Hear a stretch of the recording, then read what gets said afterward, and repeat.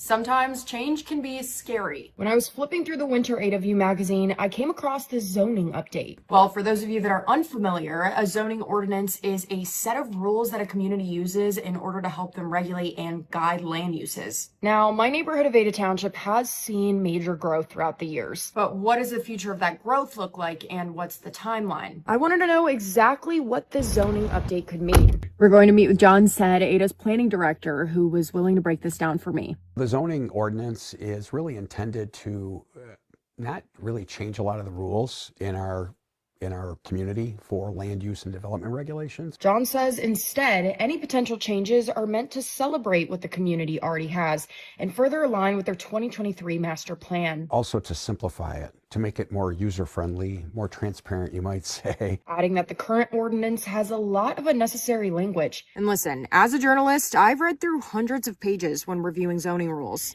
It's not fun. We're going to be doing things like adding illustrations so that you can see samples of, say, buildings and signs. We're also going to add charts so that it's easier to follow along. The big question, what are the potential zoning changes? In the Ada View, it states that the number of zoning districts could go from 17 to about 8. The rules for these districts are really similar to each other, so it doesn't make sense to combine them. Combining them to further simplify those rules. The Ada View also highlighted wanting to increase housing availability and economic attainability. We have the Oxbow project, which is the new housing mixed residential development going on Thornapple River Drive.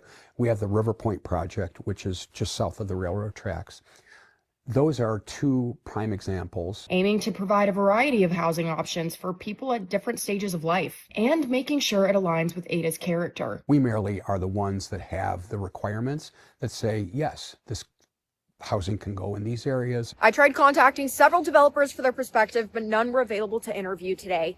There's also a survey available for neighbors regarding zoning through mid-January. I have provided links for you in the web version of this story on fox17online.com.